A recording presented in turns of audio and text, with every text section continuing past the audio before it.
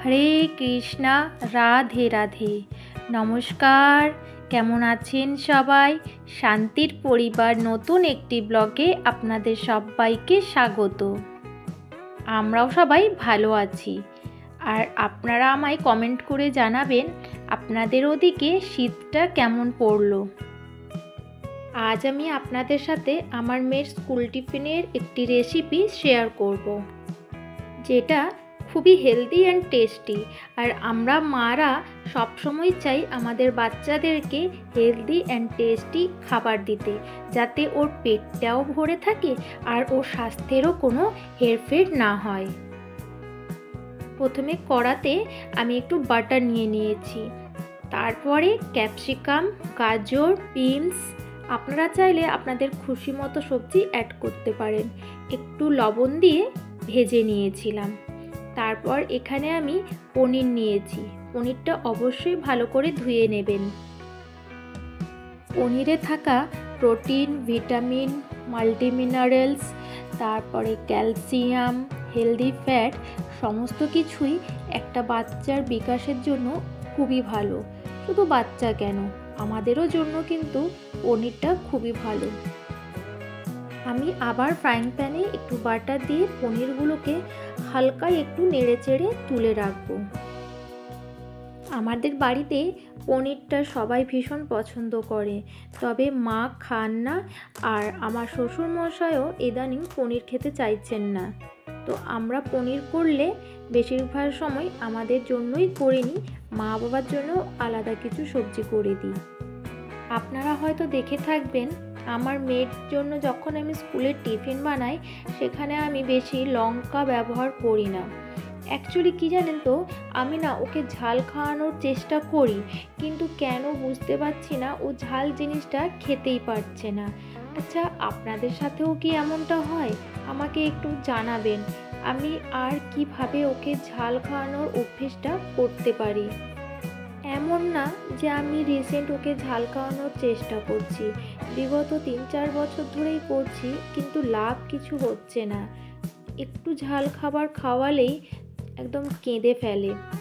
সেই জন্য না বাইরে কোথাও গেলে ওর জন্য ভীষণ কষ্ট হয়, কারণ ও কোনো খাবারটাই ঠিকঠাকভাবে খেতে পারে না। রুটিগুলোকে নামিয়ে তার উপরে একটু বাটার দিয়ে দিয়েছি আমি, অল্প একটু।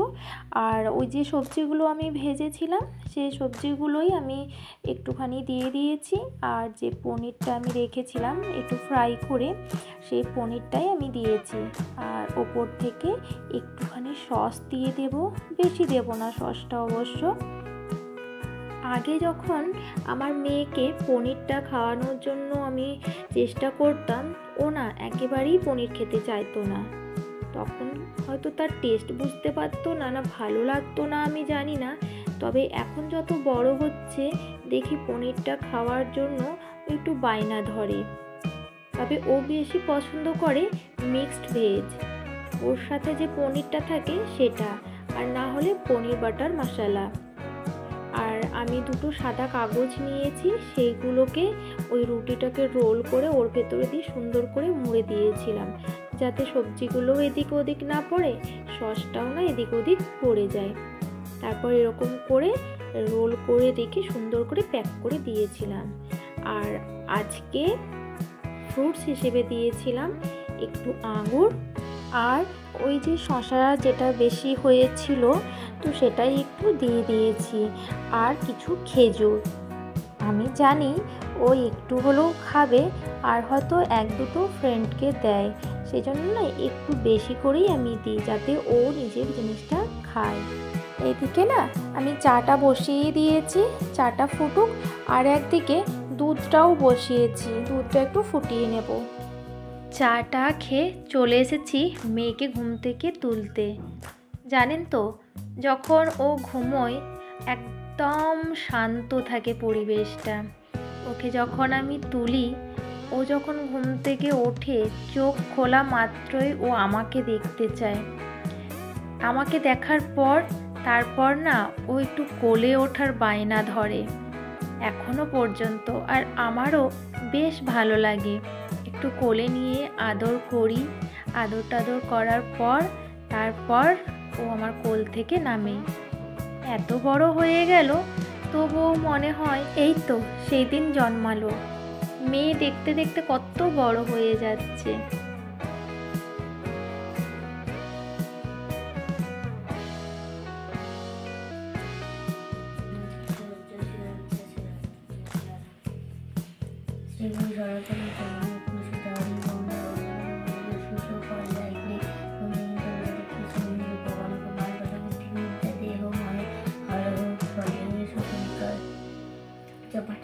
जय हनुमान ज्ञान गुण सागर जय कपि जो पूजा कर राम बल राम अंजनी पुत्र राम पवन सुत राम महावीर विक्रम अदरंगी गोंदन वासना संगी कंचन विराजे शुभेशा कानन कुंडल कुंडल केशा हाथ वज्र अरधराजे विराज कांधे मूंजनी मुसाजे शंकर सुवन कुशली नंदन तेज प्रताप प्रताप महारग बंदन विद्यावान गुणियति चातुर अंकज कुलबे आतुर ओ चित्त सुंदर कुलसिए राम लखन सीता मन बसिया शुभरूप जोड़ी जोड़ी दिखावा बिकर जोड़ी लंका जरा बन रब्दति में श्री शंकर रामचंद्र के पास संवारे जय सिंह जवान अखिल जी आर्य श्री रघुवीर हर्ष राय बहुत ही नहीं तुम्हें बधाई तुम्हें प्रिय सुनते भाई तो बोली दो पढ़ो तो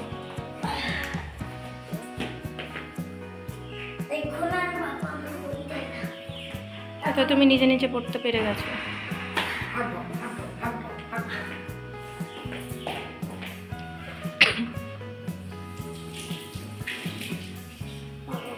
देखो सर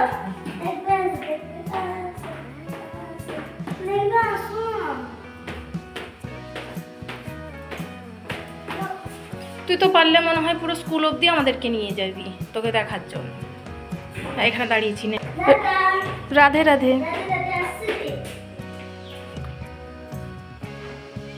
আর এই যে দেখুন, এই জুতোর র্যাকটা আমি যতই পরিষ্কার পরিচ্ছন্ন রাখি, যতই আমি গুছিয়ে রাখার চেষ্টা করি, ওর পাপা এটা কিছুতেই ঠিকঠাক রাখে না। আসবে, একটা করে জুতো বার করবে আর সবকে এলোমেলো করে দেবে। তো অনেক দিন ধরেই ভাবছিলাম আমি এটা পরিষ্কার করব, কিন্তু সময়ের জন্য করতে পারছিলাম না। আজ ভাবলাম যে না, আমি করব, তারপরে যা কাজ করার করব। আর এই যে দেখেছেন দেওয়ালটা, এটা না কালো কালো এরকম হয়ে গেছে। বৃষ্টি হলে পরে না জলটা প্রচুর এদিকে আসে। এখানে যে কাঁচটা ছিল সেটা ভেঙে গেছে, তো সেই জন্য আর লাগানো হয়নি। এরকমভাবে গুছিয়ে রাখলাম, জানি না এটা কতদিন গোছানো থাকবে।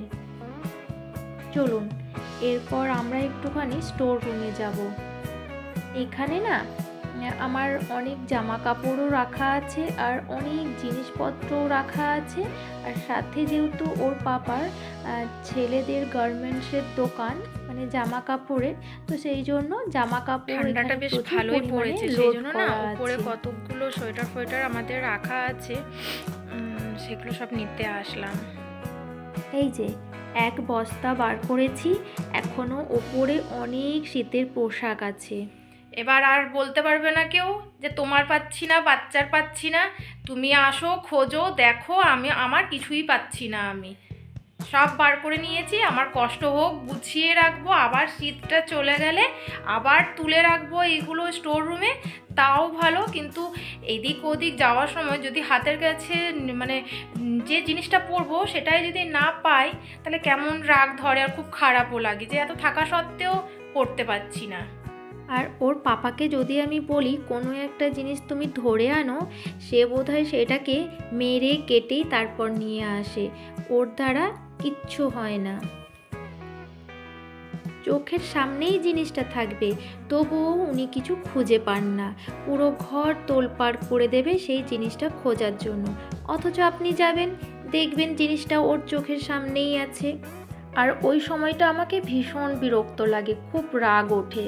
আর তখন যদি আমি ওকে কিছু বলি যে তুমি এগুলো খুঁজে পেলে না, তখনই একগাল হাসি দিয়ে আপনার মনটা জয় করে নেবে।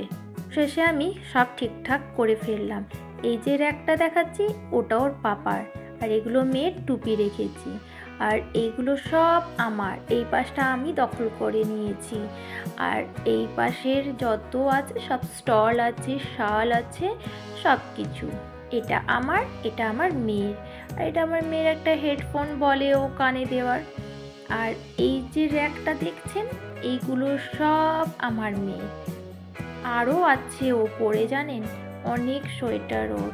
আর এটা আমার ঘরে পরার, এটা না আমি বাইরে যখন সিমলা গেছিলাম সেখান থেকে এনেছি। আমার মায়ের দুটো চাদর রাখা আছে, আর ওদিকে টাওয়ালগুলো আছে। আর এইগুলো না গরমকালে পরার জন্য সব ড্রেস পেটুর আছে। আর এইরকম দুটো কটসুল আমি ওপর থেকে বার করেছি, একটা এখানে রেখেছি, আজ একটা পরেছি। আর এইগুলো সব রাফ ইউজ হবে, মানে রেগুলার ইউজ। আর এটা আজকে পরবো। তো চলুন এইগুলোকে আমি সব ঠিকঠাক করে রাখি। সব কিছু করে তারপর নিচে চলে আসলাম। এখন বানাবো একটু ব্রেকফাস্ট। আজ পাউরুটি ছিল, তো ভাবলাম যে ব্রেকফাস্টে একটু পাউরুটি বানিয়ে নিই ডিম দিয়ে। এদিকে ডিমটা রেখেছি পেঁয়াজ কুচি, লঙ্কা কুচি, নুন, হলুদ, গোলমরিচের গুঁড়ো দিয়ে, আর সাথে একটু অবশ্য জিরে গুঁড়োও দিয়েছি। আসলে কি জানেন তো, মেয়েকে স্কুলে এইসব ডিম টিম দেওয়া অ্যালাউ নেই, তো সেই জন্য না ও না থাকলে এইসব খাবারগুলো করে খেতে আমার একদম ইচ্ছে হয় না। খুব খারাপ লাগে যে ও তো খেতে ভালোবাসে, বাচ্চাটা খাচ্ছে না, আমি কি করে খাবো। আপনাদের সাথে কথা বলতে বলতে আমার রান্নাটাও কিন্তু প্রায় কমপ্লিট করে ফেলেছি। দেখেছেন নিশ্চয়ই আজকে কি রান্না করলাম। না ওয়েদারটা খুব একটা ভালো না, একদম রোদ নেই, আর মেঘটা একটু ধরে আছে। শুনছি তো স্যাটারডে থেকে বৃষ্টি হবে, তারপর জানি না কি হয়। তবে শীতকালে রোদ না থাকলে ভালো লাগে না। দেখেছেন ওয়েদারটা একদম ভালো না।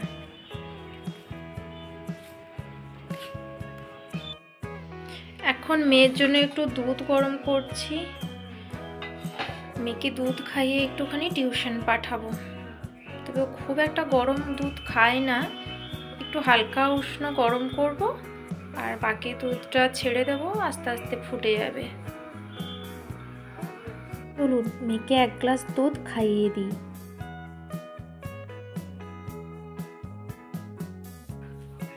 দুধটা খেয়ে নাও। আর জানলার পর্দাটা দাওনি কেন? চলো দিয়ে দিই। চলো ফটাফট দুধটা খেয়ে নাও। হ্যাঁ, চুলটা বেঁধে দিই আমি। টিউশন যাবে তো তুমি? বলো কোথায় কোথায়?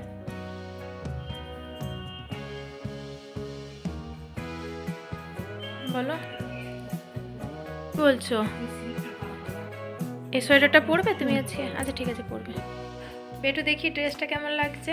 ছাড়ো ওটা ছাড়ো, আর লিপ বাম লাগিও না। এদিকে আসো দেখি, আসো